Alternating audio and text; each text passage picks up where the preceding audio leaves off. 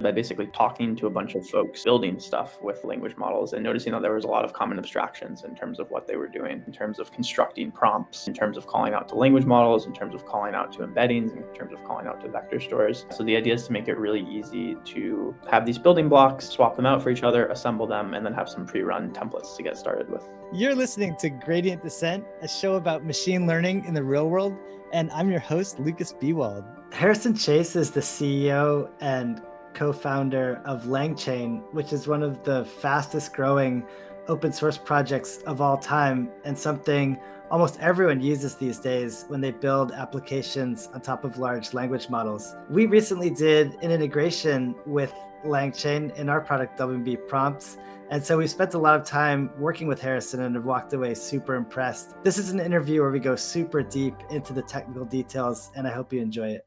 So Harrison, I think for most of our audience, you probably don't need an introduction, but we probably should start with a description of what LangChain is before we delve into the details. Yeah, absolutely. So LangChain is a framework for building applications powered by large language models. So we've got Python and JavaScript packages. They provide a lot of the components, the individual modules with some standard interfaces and standard abstractions around what each module and component is.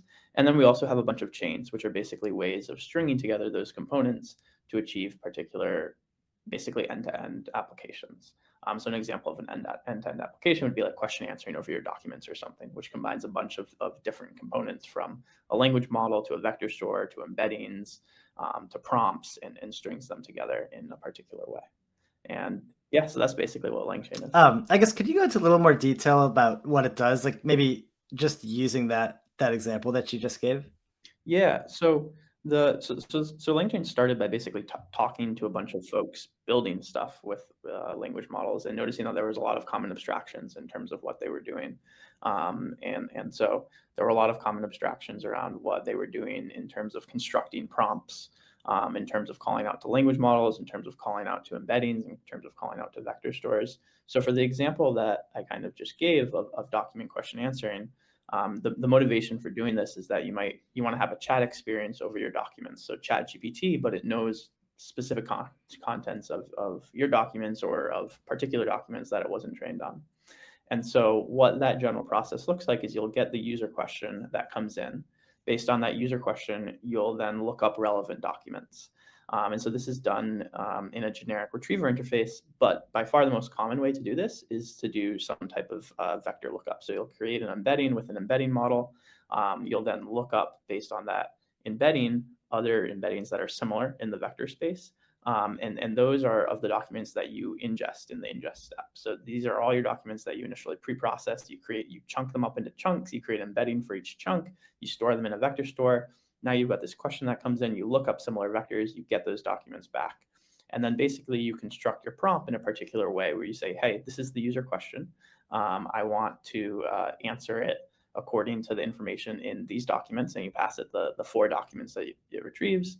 And then you pass that to the language model, and then you get back a response. So there's this flow of going from question to embedding, to documents that you get back, to constructed prompt, to calling the language model, to getting a response. And sometimes that response can also have some structure to it, which you might parse on the other end. So it might have like an answer and then some sources. And so all of these components are individual kind of like, modules in LangChain that you can string together and swap out really easily. So you can swap out the embedding model that you use. You can swap out the language model that you use. You can swap out the vector store that you use. And yeah, so the idea is to make it really easy to kind of like have these building blocks, swap them out for each other, assemble them, and then have some pre-run templates to get started with. But so I guess it's important to say, though, that you don't actually make any of that underlying stuff. Like you're not making a vector store and you're not making, an LLM. You're kind of like this abstraction layer on top of it. Yeah, so I would say for like half the stuff that we have, we don't make. So we don't make the LLMs, we don't make the embedding models, we don't make the vector stores. For the other half of the stuff, and these are kind of like newer, maybe like smaller things that are starting to arise out of working with language models, we actually do have in-house. So we have a bunch of different ways of splitting text, because now this is really important because of the context limits, and there just wasn't a good library for this. So we have like 10 different methods for doing this. We have a bunch of document loaders to load documents from other sources.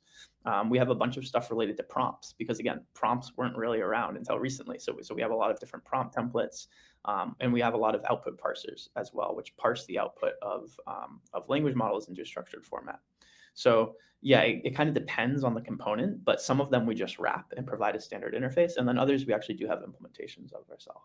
It's interesting though, like you've built a library that's become, one of the most popular libraries of all time, very quickly. Like, do you have a sense that of what sort of drives the popularity of LangChain? I mean, I think there's definitely a big tailwind of everyone's just excited to be building with language models, and there's real value that they can unlock. And I think, and I do think there is a gap, especially when LangChain started, between the underlying APIs for the language models and then the end user experiences. And I think LangChain aimed to kind of like make going from the API to the end user experience as easy as possible. And so I think, yeah, honestly, I think I'd attribute it to one, just like really good now models that can power a lot of these things. And there's just a lot of interest and useful applications that you can create with them. And then two, I think a lot of the goal has always been to make like creating these applications as easy as possible. And that's kind of what we've been always optimizing for. And so hopefully people kind of like are drawn to LangChain because it does provide a way of quickly getting started and building these more complex applications. Like if you're just going to make a simple call to a language model, you honestly don't need LangChain for a lot of things. It's when you start getting into some of the more complex applications that we provide some templating and scaffolding for that I think it really shines. So you think the main thing is kind of the chaining of multiple things together? Is that fair? Yeah, I think that's I think chaining is definitely chaining is definitely one of the main things. I think there's a lot of the utils we also have are around, I would just say like more complex things. So like, even if you're making a single call to the language model at the end of the day, like in the document question answering thing, you're doing a lot of work to carefully construct that prompt, basically. And so I think like for a lot of the more complex prompt construction things, we have utils that are handy there. Um, and there is another aspect which I think is there is another aspect which I think will be more useful over time, which is basically the ability to have a standard interface for these models and swap them out. The reason I say it will be more useful over time is because, to be honest, at the moment everyone's using OpenAI, but I think like as other models become more and more viable, and I think we're starting to see that with some of the Anthropic models, having the standard interface to easily swap them in and out, I think that will actually be a pretty big value add as well. What's the complexity that arises in the prompt construction? Like, could you give me a little bit of a flavor of that? I think there's a few different things that generally go into like a prompt construction bit. There's a base kind of like instruction set. And so this could be like the system message that you have with like Chat GPT. That's a good way of thinking about it. But even with like the normal LLMs, you still have some kind of like base instruction set. And that's generally fixed by the application developer. Then you probably have like a user input. And so this is like the real-time input of what they type into the chat box or something like that. And then you have a bunch of data that you gather based on the user input or metadata associated with the user input to also put in the prompt. And so an example of this is like the relevant documents that you might want to do question and answering over. And so that's a really simple example of getting other data that's based on the user input and putting it in the prompt. I think other examples as you start to get more and more complex are when you start to do things like personalization for specific users. You could basically look up attributes about that user and put them into the prompt as well. And so it's not based on the user input but it's about the user and it's not in the system message. And so then, yeah, I think that's a good example of adding on top of kind of like the retrieve documents. And then another kind of like another source of information that you often want to put in prompts is basically previous interactions. And these can be previous interactions between the user and the AI. And so this is like a conversation. You want to be able to ask follow-up questions. You want to be able to ask questions about things that were answered previously, but this can also be previous interactions between the AI and another system, like a tool. So when it uses a search engine, right, it should know like, hey, previously I typed this into the search engine, I got back a response, and that's a previous step. And so, yeah, I think you pretty quickly start to, again, for simple applications where you maybe just like use only the user input, it's pretty easy to call out to the language model by itself. But when you start doing this more kind of like complex kind of like prompt construction, I think that's where some of like the prompt templates and prompt helpers. Oh, there's another thing as well. It's, these are so many that I keep on forgetting all of them, but like few shot examples, basically examples where you tell the language model like this is an input. This is what the correct output is. This is another input. This is another correct output.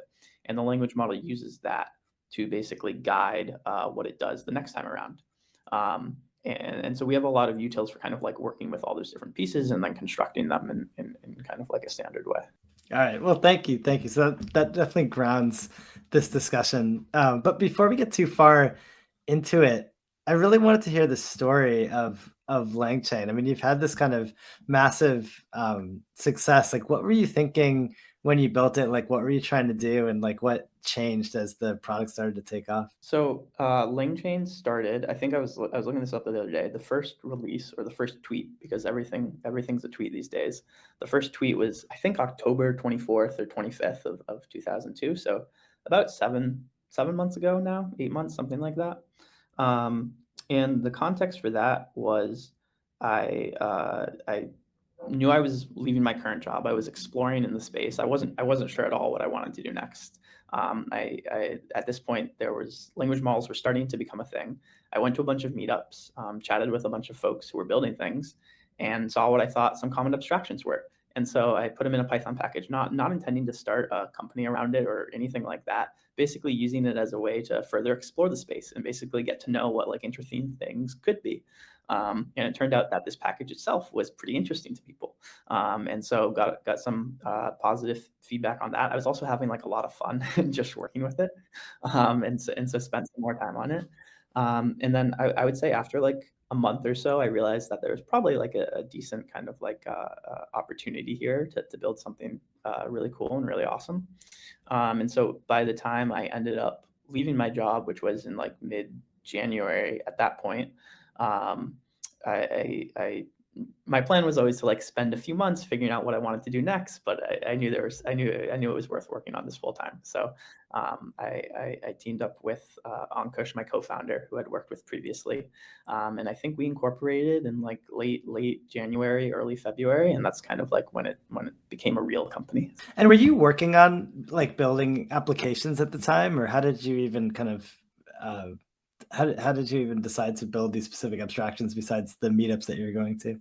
Yeah, so my background's in kind of like ML and MLOps. So I worked at Kensho, a fintech company, doing some time series and NLP stuff for a few years right out of college. And then for the past 3.5 years, I was working at Robust Intelligence, which was an MLOps company. And so I did some application stuff at Kensho, and then I did more kind of like MLOps and tooling stuff at Robust. And I knew I liked kind of like, yeah, I like the tooling side of things. I like the MLOps side of things. I think I just enjoy building tools to help other people do machine learning in a more easy way or something like that. So I knew I always liked that. And then there was a hackathon at Robust where I built an application as well that informed some of, or that I think that was the first, I think I built that before LangChain and used it. Yeah, that was one of the things that like piqued my curiosity in the space, and I actually built a question answering bot over our Notion documentation. So very related to a lot of the stuff that we've been talking about. Were there any tools that inspired LangChain? I mean, this is a question like I've been trying to think of like parallels for LangChain a lot recently as we try to figure out like what exactly the company is and stuff like that. Honestly, I don't know if there's any like amazing parallels. Like I think there's certainly kind of like there's certainly some kind of like parallels to like some type of like PyTorch or TensorFlow or Keras type thing where you've got this abstraction layer on top of the underlying tensors.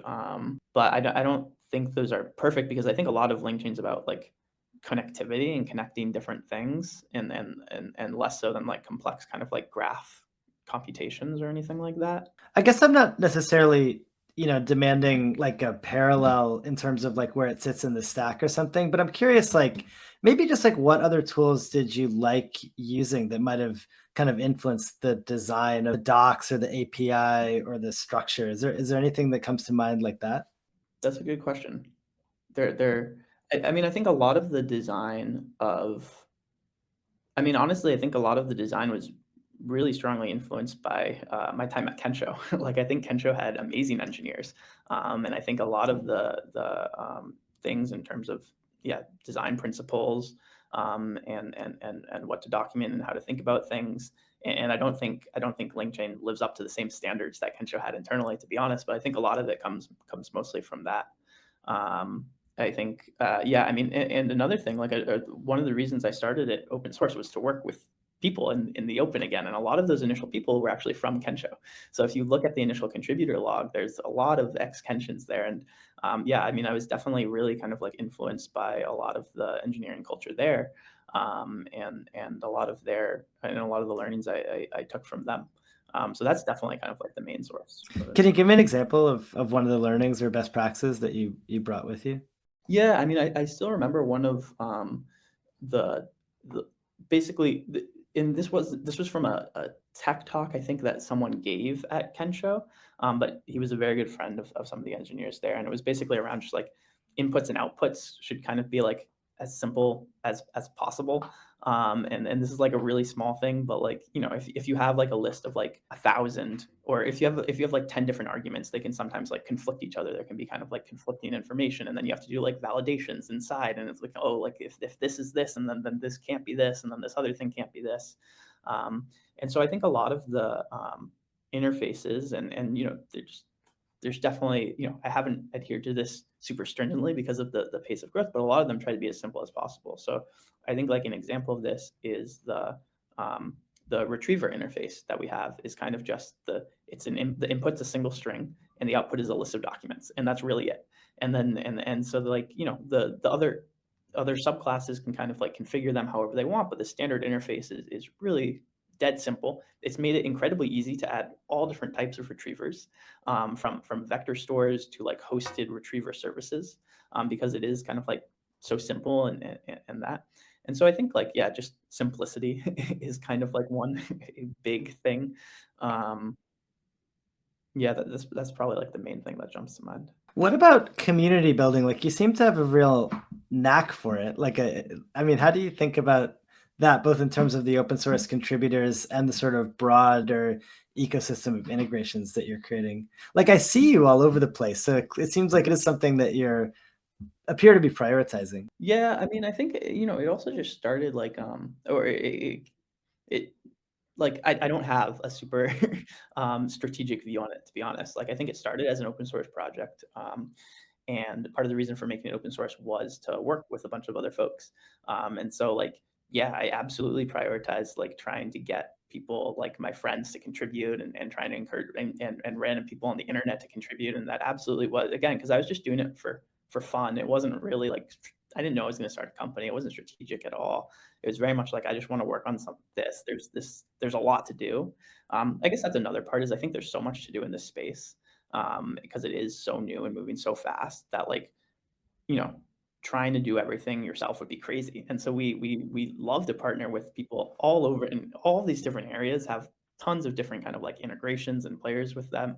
And yeah, I think someone said to me recently, like, radical inclusivity. Like, I don't know, we just partner with like basically everyone, because I think there is so much to do in this space, and we can't do it all.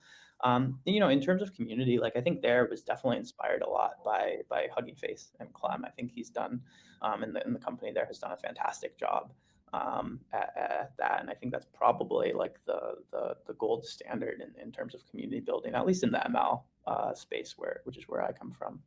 Um, yeah, I don't know. I'd never done open source before. I can't claim to have a super kind of like strategic thought about it. Honestly, that my kind of thought there was just like, build build useful things and be nice about it, and that'll kind of, because again, I was just doing it for kind of like fun, and so that's kind of how it started. And Yeah, I don't know. I love going to events and I love chatting with folks who are kind of like building with it, building similar things, just hearing how people are thinking about it. I get a lot of energy from that as well. So it's, yeah, just kind of fun. I would imagine one of the challenges that happens as the project gets bigger and more people get involved is keeping sort of simple, consistent interfaces, and consistency gets really hard. Like, how do you think about that? Like, how do you even stay on top of all the pull requests that come in? Yeah, I mean, it's hard. That's part of the reason why we turned it into a company and raised money as well, was to bring on people to help out with that. I think like and honestly, the answer is still we don't do a good enough job as we should be. As I think as we speak, there's over like 200 open PRs and over 1,000 issues, and so there absolutely is kind of like a big backlog of things to go through. I think the way that we've started thinking about it is there are certain areas where we know we need and want a lot of community contributions and help, and these are mostly around things where there's a long tail of things like document loaders, vector source to some extent, LLM integrations to some extent. Prompts is a very good example. Basically, things where there's a lot of different implementations, and we don't have the best ideas for everything. And we want to make it really easy for people to contribute those. So we try to spend most of our energy on like setting up kind of like what the right abstractions there are, making sure they don't get changed, kind of setting up contributor guidelines for those specific areas, and then really yeah, working with the community to add a bunch of different implementations. So more on kind of like the framework and framing rather than specific implementation of things. How has your experience changed as you've kind of gone from like a small project with like very little attention to, getting lots of, VC funding and kind of really being in the spotlight? I don't actually know if it's changed that much, to be honest. I think when we were, I think when we were raising money, a lot of our initial kind of like a lot of our pitch was basically it's still extremely early in the space. It's still moving like extremely fast. We know there's this like massive need for some framework for building these things. That's kind of like what we want to focus on, and we've continued to do that. Like basically everything we're working on is open source in either the Python or JavaScript kind of like frameworks. I think there's so for like internally, I don't know if it's kind of like changed our mindset too much. I also think like, you know, I don't think like I think we have had kind of like a good amount of success so far, but I don't think that internally we're I don't know. I think we're still kind of like we're 0.0 point something for a reason. Is I'll just say that. Like we're very cognizant that things are moving really fast. We're not kind of like we hope we're not getting too set in the abstractions that we have. We want to like really keep up to date with some of the research papers that are going on and continue to add those in kind of like as rapidly as possible, and really still have a lot of what people liked about LangChain from the start. Um, and so, yeah, like I think I don't know if there's that much that has changed. Do you have any particular real world examples of applications built on LangChain that you're particularly proud of? Yeah, I think so by far the most common ones are kind of like the um, ones that combine. So I'd say there's two categories of applications that LangChain is really good at enabling. One is ones that combine that basically personalize kind of like LLMs to your data, and this can be adding it as contextual information. So this can be like chat over your documents, chat over your SQL database, chat over your CSVs. It can also be personalized in the sense of like adding in few shot examples. So I think there are a lot of there are a lot of examples of chat over your documents by now. I think they're out in Twitter all the time. I think like if I had to pick some of those that I like best, I mean I think there was a really good example by a student at Williams College that did one where it was kind of like using information around like rare kind of like diseases basically, that Chat GPT just didn't know about or didn't have kind of like the depth of knowledge in. And so it was grounding it in more kind of like specific focused literature on that. And I think that's a really good example of, I think obviously like question answering over your notion is very practical and applied, but I think this was a really cool example of something that has a lot of really like good kind of like societal benefits and stuff like that. So I like that. That's really cool. Do you have a link to that, or how could we find that? We should put that in the Yeah, show I notes. can. We actually did a guest blog post by them on the LangChain blog, Oh, so cool. I can definitely find a link, and it's linked to their original stuff there. Yeah, and then the other type of applications I think LangChain is really good at enabling are kind of like agentic applications. So basically things where you use the language model as a reasoning engine, and it kind of like decides what to do. Um, and these kind of like involve tool usage, and they also involve they can involve some of like the contextual stuff as well. Um, and and it also involves a little bit of like memory and agentic memory and kind of like remembering things. I mean, so one of the more creative applications, this isn't super heavy on the tool usage, but in terms of like deciding what to do next, there was a Dungeons and Dragons kind of like implementation, where someone basically used it as a dungeon master. And then the humans would kind of like say what they wanted to do, and then the dungeon master would kind of like make up what happened, and it would remember the game state and remember different things. And so I thought that was kind of like really creative. Um, in terms of ones that are really heavy on tool use, because that again is like one of the main kind of like value things that LangChain provides. I mean, there's an example today of, I mean, if we're being honest, I think a lot of these applications haven't really made it into production yet. And I think this is one of the big things that we're focusing on as well. So there are some cooler demos, but I don't know if I've seen, we're working with a bunch of companies that are close to getting them in production, or some that have them in production but are just like still in stealth, basically. So I don't know if there are any like super public ones. I wanted to ask you about, there was kind of like a popular post on Hacker News that you might have seen where it was like, oh, I could make LangChain in like 100 lines of code, which I felt like followed a rich tradition of amazing stuff like Dropbox and Segment, getting made fun of for being like too simple. Like, oh, I could do this in like 3 lines of X. Like, I almost feel like that made me think, oh, LangChain's more likely to be successful than I previously thought based on my pattern recognition. But I think there were like kind of 2 notable things. I mean, one was like interesting that the person felt like they could replicate a lot of the text so simply, and I'm curious what you thought. But then it seemed like a lot of the comments on the Hacker News article were like, hey, we're using LangChain now, but we plan to not use it like when we go into production. And I'm curious if that I'm curious your reaction to that. Like if it like bothered you, or you think they might keep it in production, or do you think there's like, more features that you'd want to add, or maybe LangChain is more for an experimental mode, not unlike, weights and biases, at least in the beginning. Yeah. What do you think? Yeah, I think so. First on like that the post, I mean, I think it is, I think if I'm remembering correctly, the core idea that it kind of like replicated was this React style prompting loop that came out in a paper in by Shunyu in, I think it was like September or something like that of last year. And I think the and I think there's a few things there. Like one, like I think it is, as with many things kind of like in this field now, like it is a really simple idea that empowers a lot of cool use cases. And so I don't like, yeah, you can do it in 100 lines of code. That's really cool. I don't know.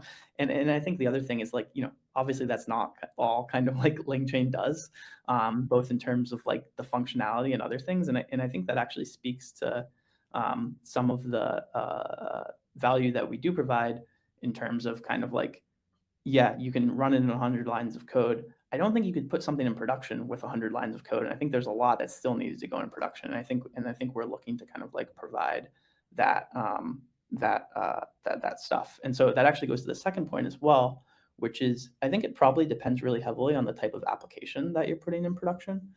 So again, for like some of the simple applications, where there's not a lot of kind of like complex prompt construction going on, or there's not a lot of chaining.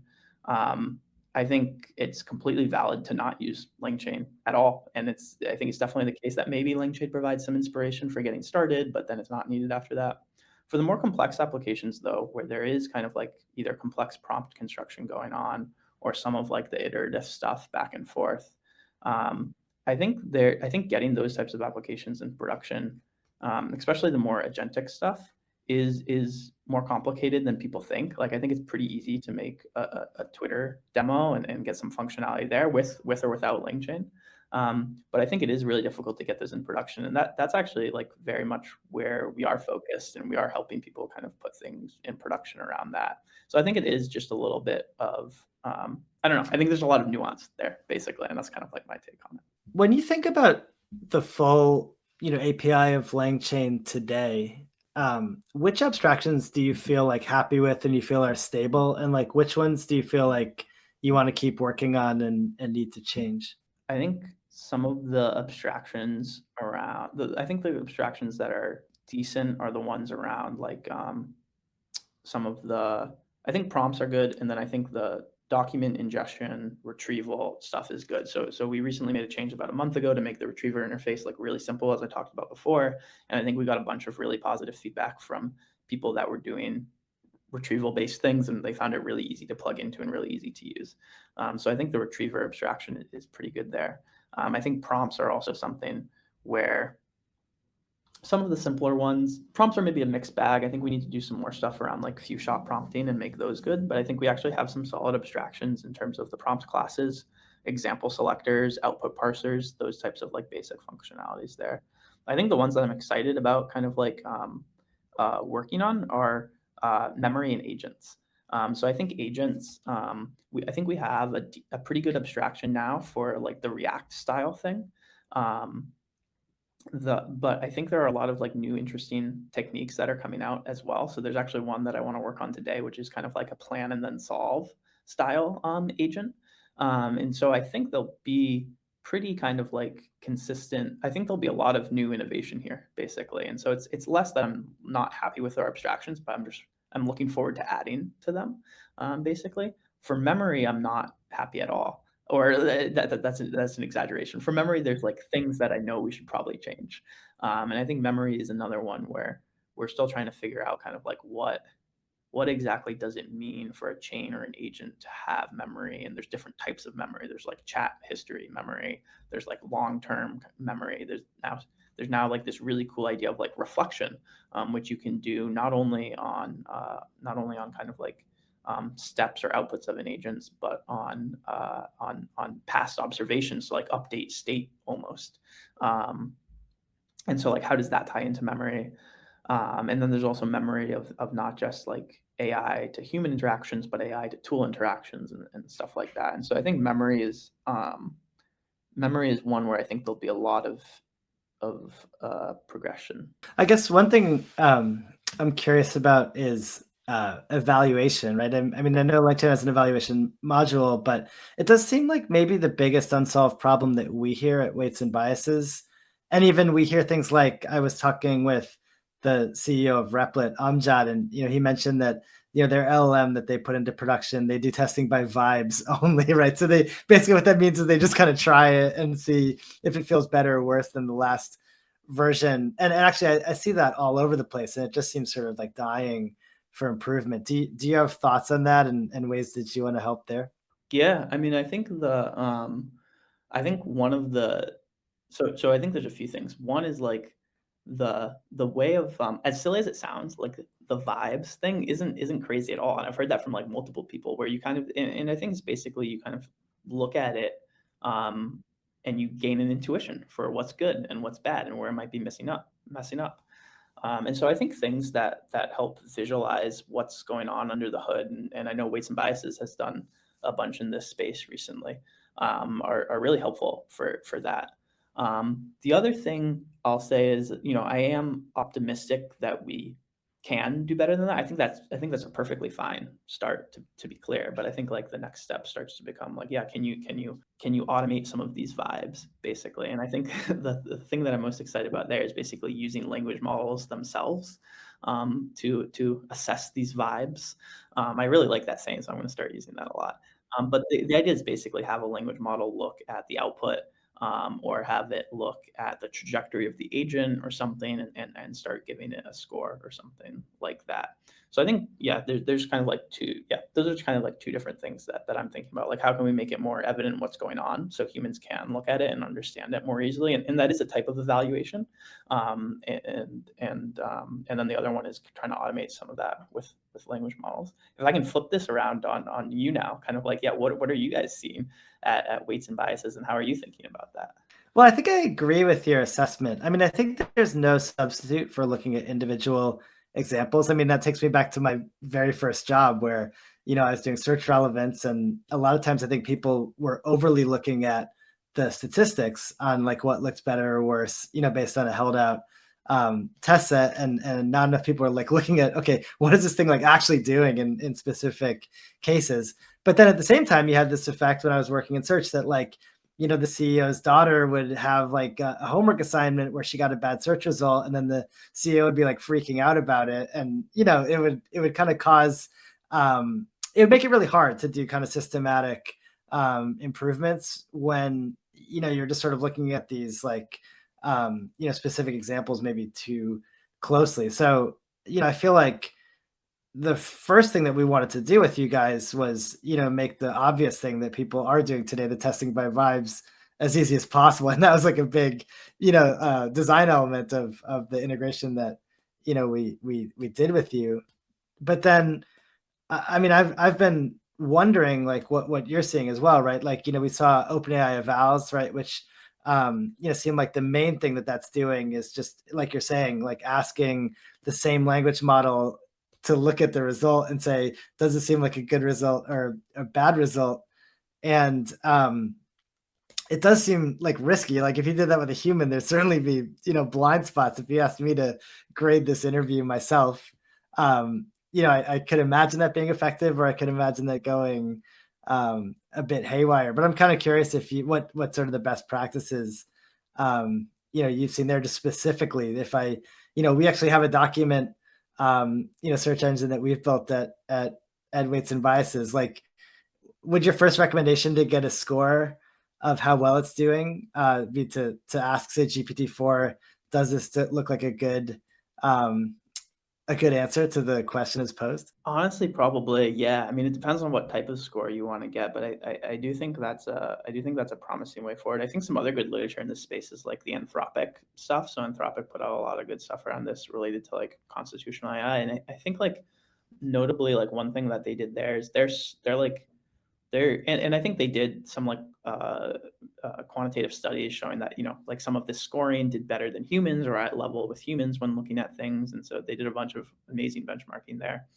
I think what they did is it's more complex than just a single language model call, though. I think they had some type of like, or at least like they had this whole because another thing is like auto generation of some of this data as well. So like when you're talking about like your document bot over weights and biases docs, um, like when you want to grade it on whether the question was like right or not, like it's helpful to have like ground truth answers to grade it against. And so I think this also gets back to like what type of score you're talking about. But I think like one thing for that is yeah, like generating kind of like question answer pairs, then you have a ground truth answer. And then that makes it a lot easier to ask the bot. Like it's a lot easier to ask the bot like, does this answer look like the expected answer, then like does this answer look correct, because then I'm less optimistic about the latter.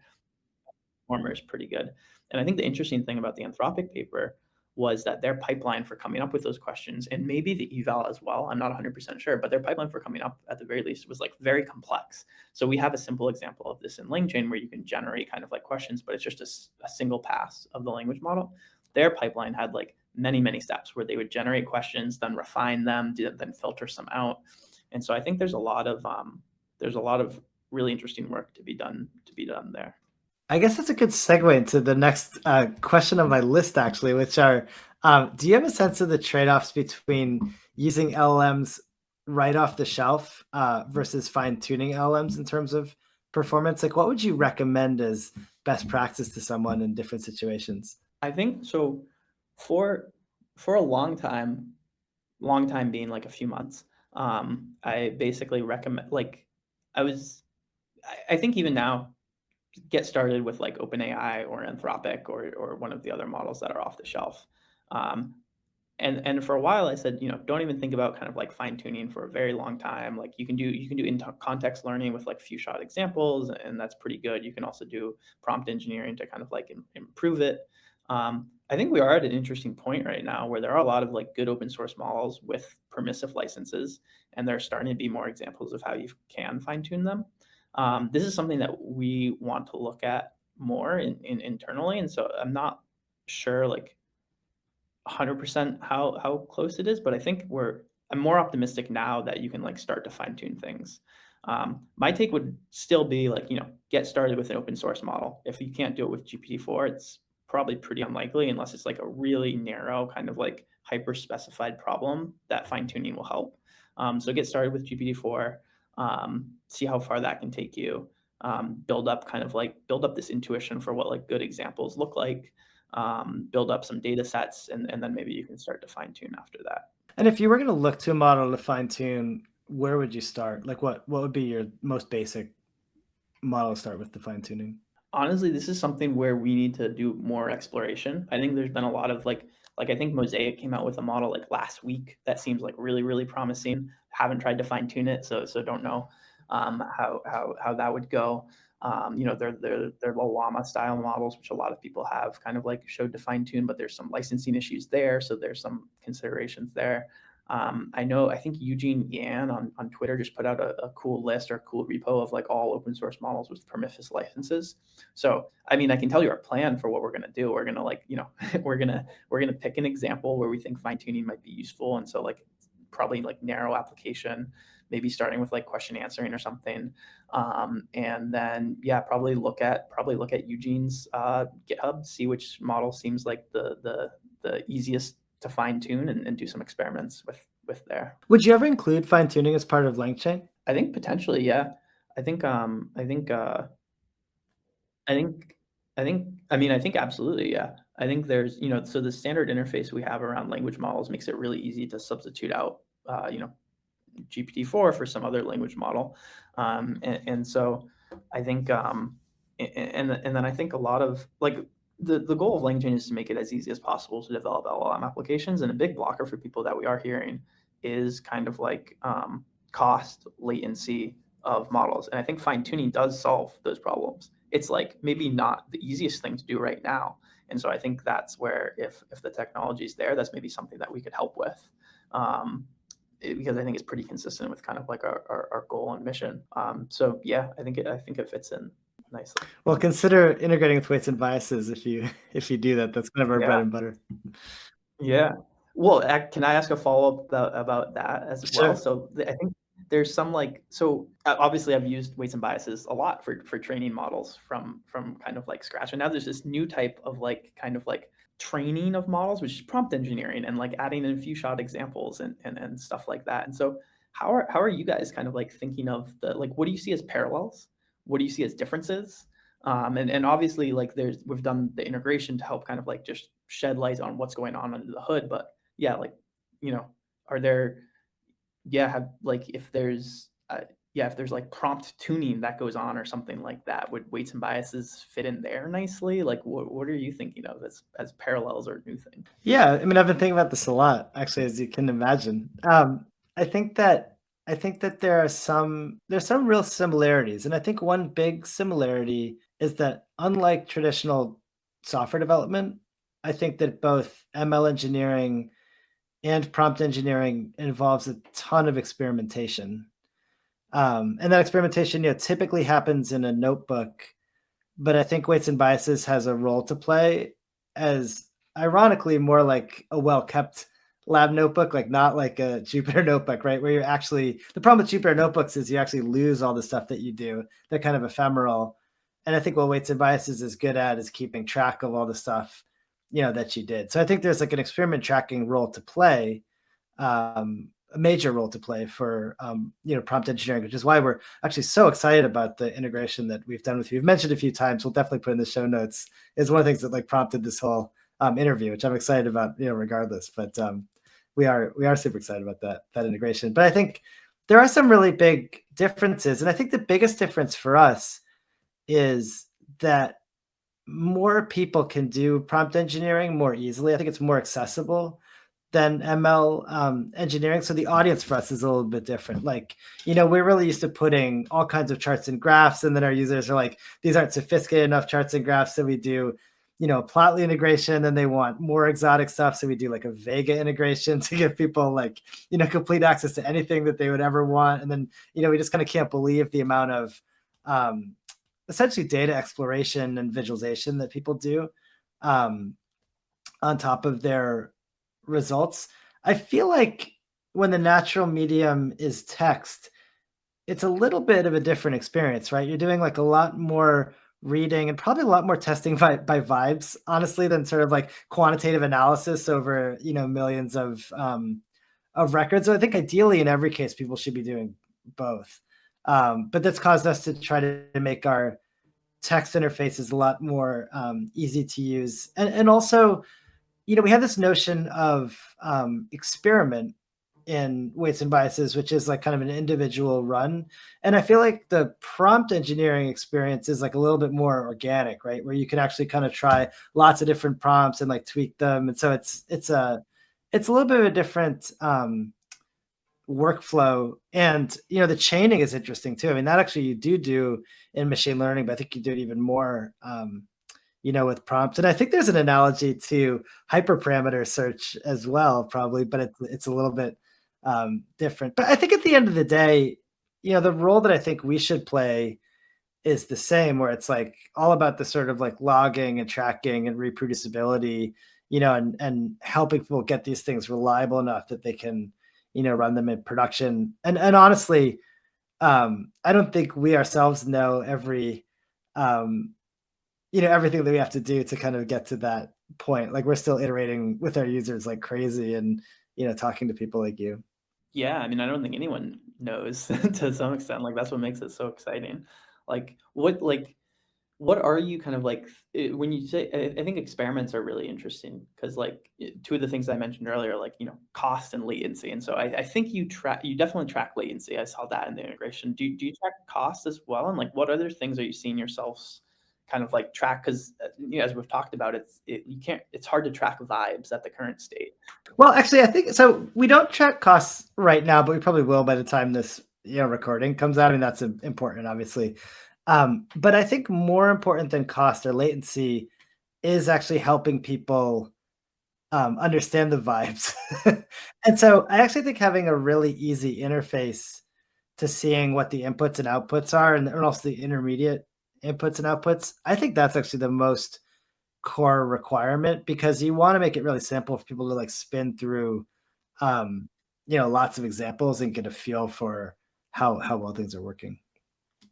And I think also explore text. So finding like examples where certain things happened, I think is also important, which is why we're putting a lot of thinking into like how do you actually like search the giant table of all the prompts that you've built, because at some scale the thing just gets so unwieldy, and you might find these areas where stuff is happening. And I guess like another dumb thing is just like error messages, right? Like, I mean, none of these like backend systems are perfectly reliable. The error messages are pretty cryptic, and I feel like if you run 1,000 prompts through it, you're like guaranteed to get a couple weird errors. And we want to help people find those. That may go away over time as these things get more robust, but it seems like kind of an acute issue right now.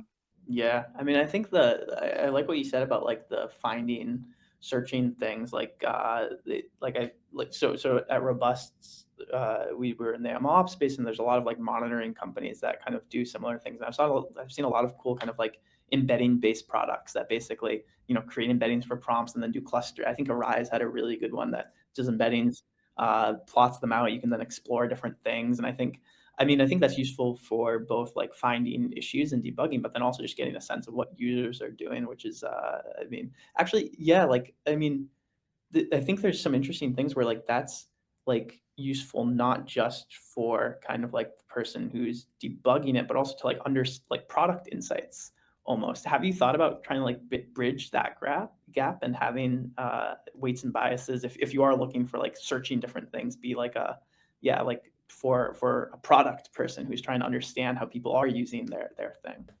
For getting product insights? Yeah. That's certainly an off-label use of weights and biases that we see a significant number of people do.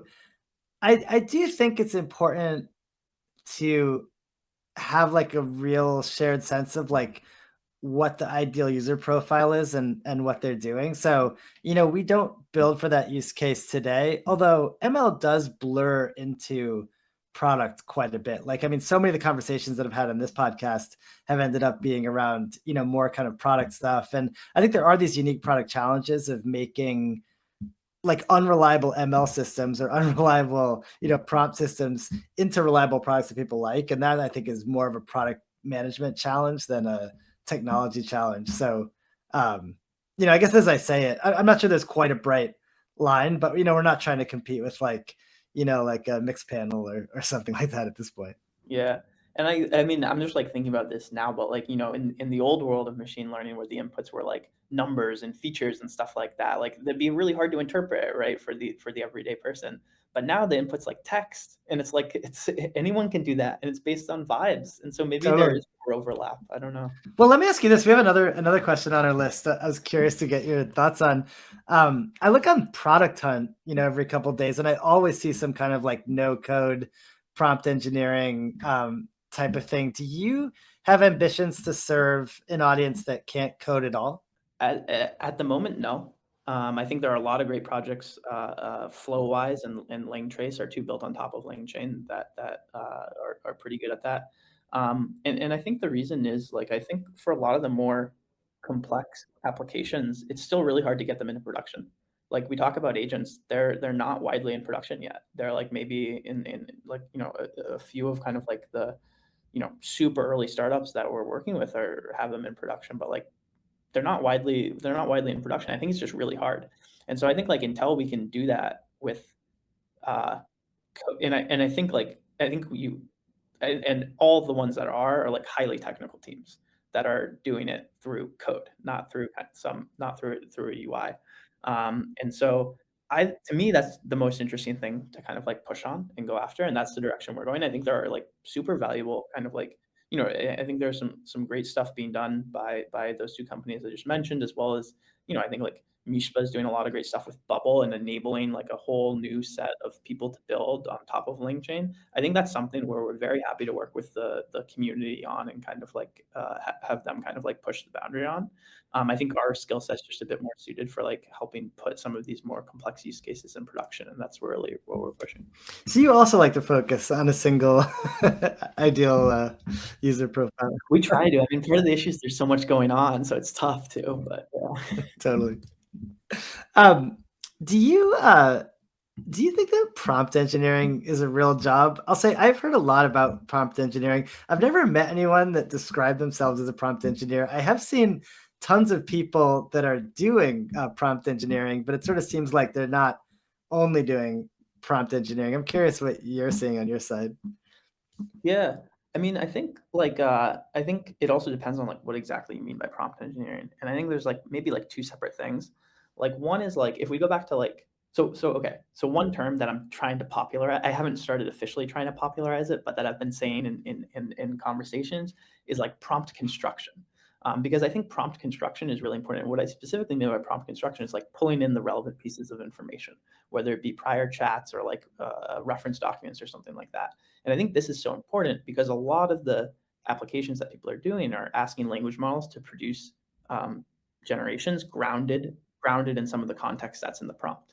And so if you don't construct the prompt with the relevant information, then like obviously it's not going to get the right answer. Like one of the biggest mistakes for question answering systems, and this goes back to kind of like some of the evaluation stuff, isn't the biggest mistake usually is that it doesn't retrieve the right information. Like retrieval is super important. And if it doesn't retrieve the right information, or if it retrieves partial information, obviously it's going to get it wrong.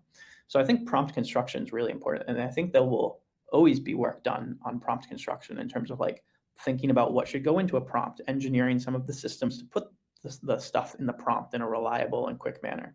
Then there's the other type of prompt engineering, which is like, I think this was much more common in the early days where like, you're like, you're playing around with like the verbiage of the instructions. I mean, okay, so even in instructions, you still have to be like pretty clear about what you want it to do. And I think that will converge to basically how I would explain to a human to do a task or something like that. You still have to be pretty clear. But then there's like weird stuff where you're like adding extra spaces or like, messing around with some of like the punctuation or I mean, I think this is way more evident in some of the image prompting where you like add all these like random characters or random sequences and it messes it up. I don't think that'll be around, but I think like everything around like constructing the prompt and like being good about instructing the prompt, and this might be like more, writing skills than engineering skills, but I think those are here to stay as long as we have prompts. It's actually Um, funny. My first company was called Crowdflower, and it did essentially it was a system for like collecting training data, which is mainly like making these tasks for crowdsourced humans to work on.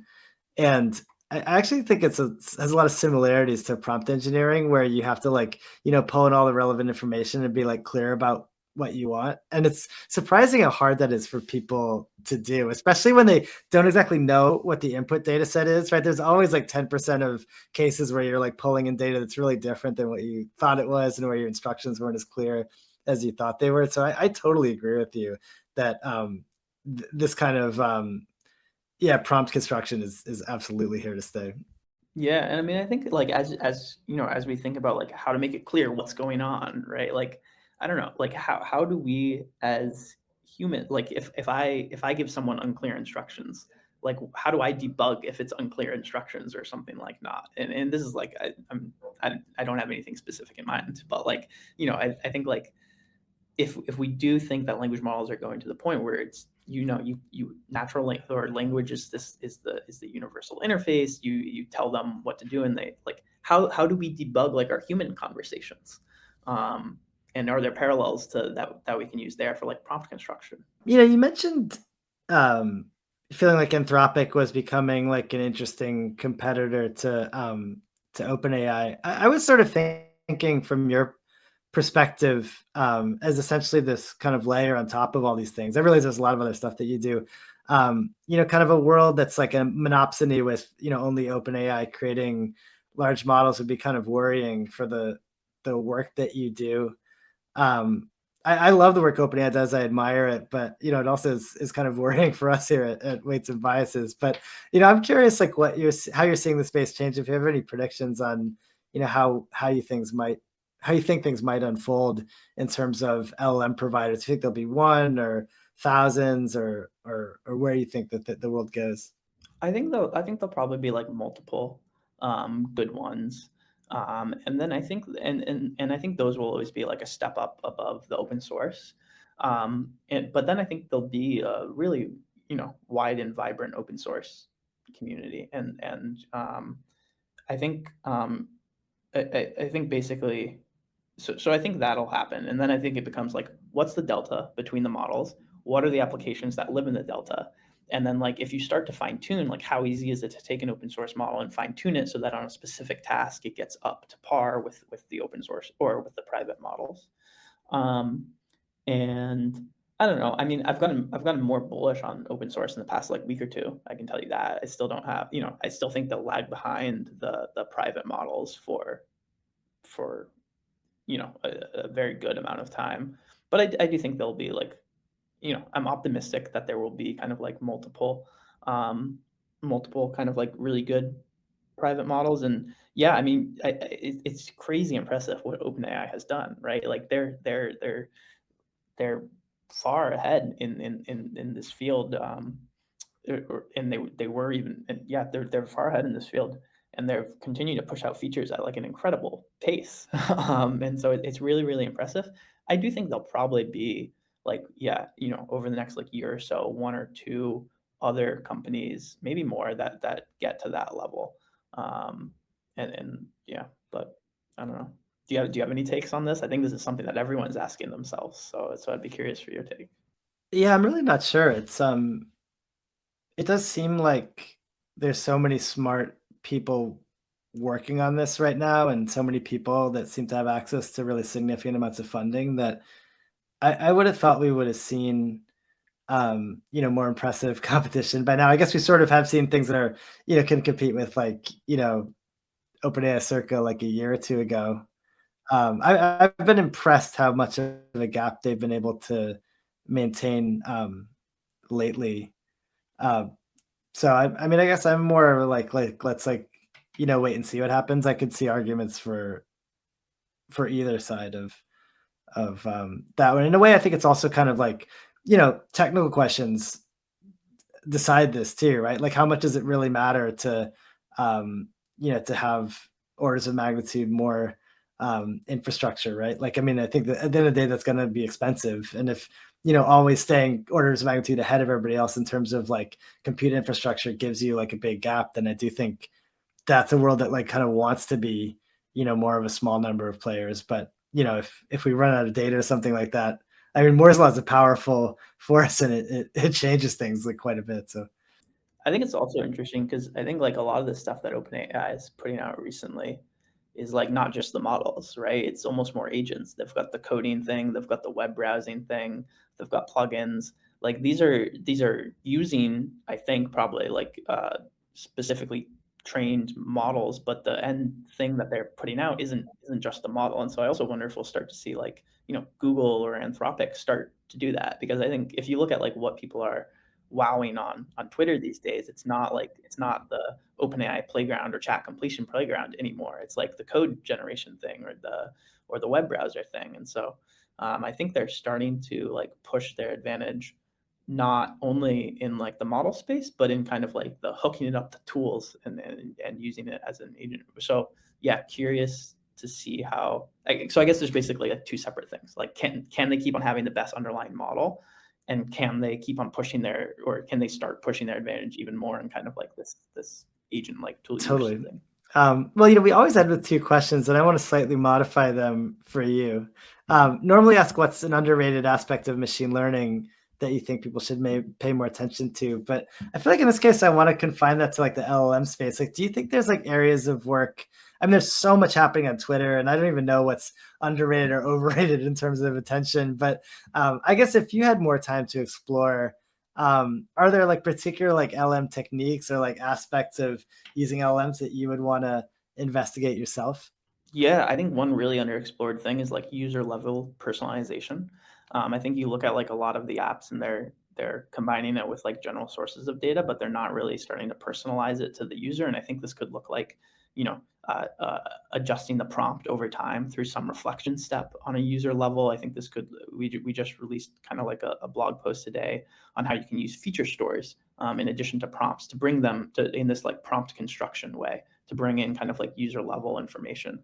And so I think like user level personalization with LLMs is probably one of the larger, and I get why it's underexplored, because you kind of have to make these applications generally useful and then worry about personalization.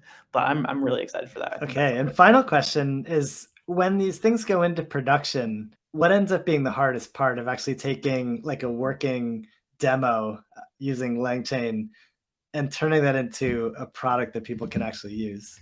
I mean, on the main thing's still getting reliability good enough. I think for the like complex use cases, I think it's getting reliability good enough. In demos, it's fine if it works 10% of the time. In production, it's usually not, and in the really important production use cases, it's definitely not. So I think I think the challenge is still getting into production. Rather, yeah. Fair enough. Harrison, thanks so much for your time. Thank you, Lucas. Thanks for having me. If you're enjoying these interviews and you want to learn more, please click on the link to the show notes in the description, where you can find links to all the papers that are mentioned, supplemental material, and a transcription that we work really hard to produce. So check it out.